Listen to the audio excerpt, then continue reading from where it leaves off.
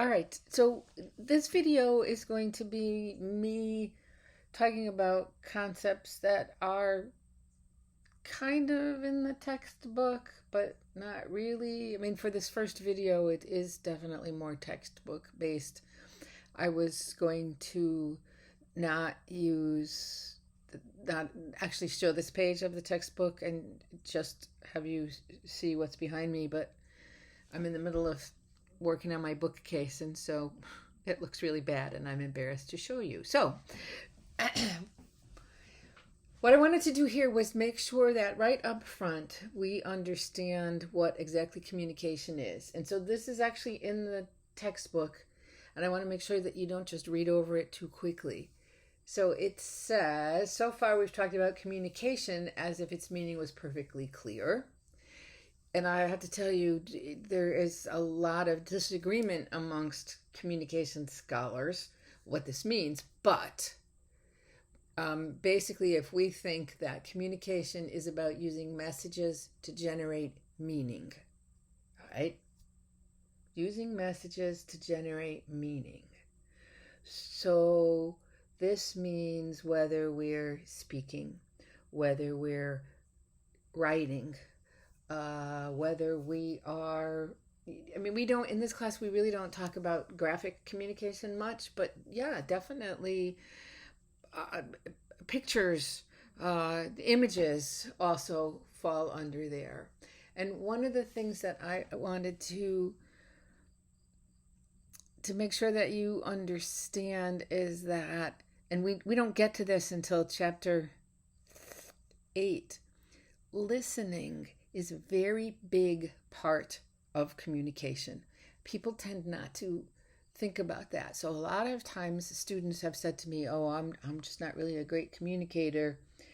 And what they mean is they don't like to speak in front of a group of people. But they maybe are a great listener, or maybe when they're with someone one-on-one, they're fine. So when you think about yourself as a communicator, don't limit yourself to maybe public speaking or even speaking in small groups. Now I wanted to show you something here. This is the topic of the very first journal, where I'm going to ask you to evaluate how competent you are as a communicator. So I can't figure out if there is a way for me to, I mean, you could always download this and print it out if you're like me and you need to physically hold it in your hand for it to be real. So, and I'm sorry, it's a little wavy. I had a hard time. I can't. Interesting story. Somebody, one of my colleagues many years ago, left this in the copy center, and I thought, wow, this was great. So I got it, and if I use the link, I can't find it. So this is like a copy of a copy of a copy. So this says you're going to answer them as it applies to your typical conversation with others.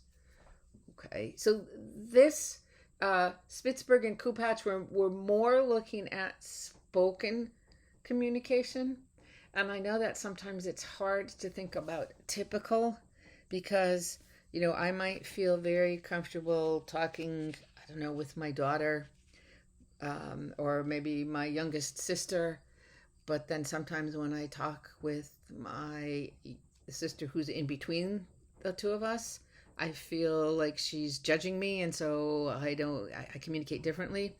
So if you can't think about a conversation that's typical, then keep in your mind, how is it that I communicate with a specific person? And then maybe do this again, figuring out how you communicate with another person. Okay. When you're doing this, I don't want you to, don't overthink it. Try to go with your initial feeling about it. So it's a 1 to 5. So you're gonna come up with an overall total. You cannot get more than a 90. So if you total it up and you come up with 102, you've made a mistake. So then on the second page, what we're looking at is, and we talk about this in the last part of the chapter that talks about communication competence. We're looking at motivation, knowledge, and skill. And then, I don't know why they did it this way. You know how they have a nice line? So they say, well, add up 1, 4, 7, 3, 10. Where come 3 came from? 1, 4, 7, 10, 13, 16. And you're going to come up with a score. And that score will be out of 30. Okay.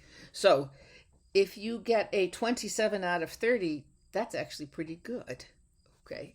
And then on the bottom, you just like kind of mentally draw a line there. You're going to get a score for 6 other aspects of communication competence.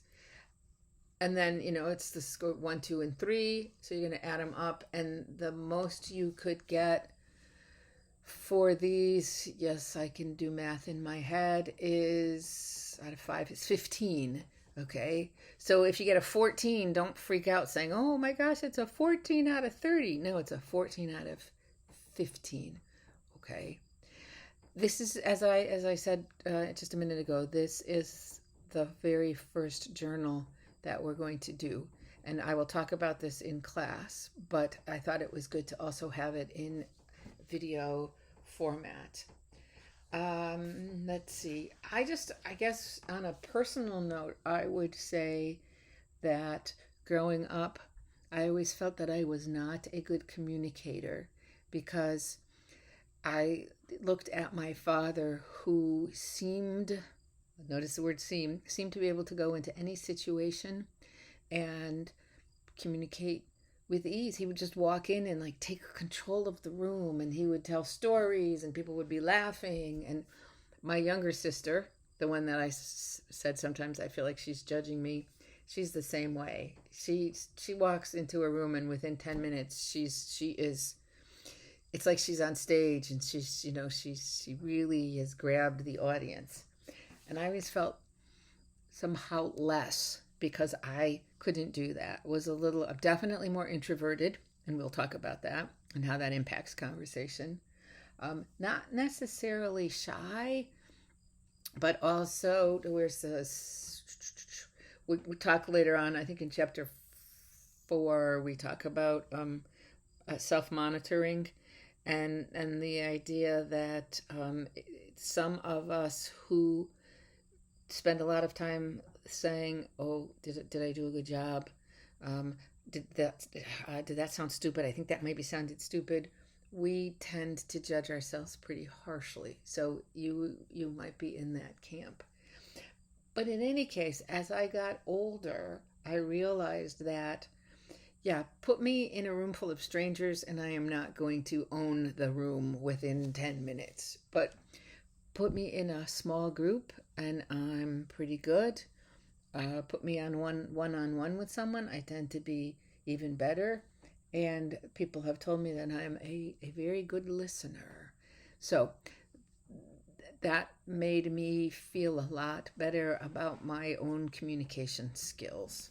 Okay, so again, this I didn't have an awful lot to say to supplement what the book says, but as we go forward, I will definitely have a lot more to say.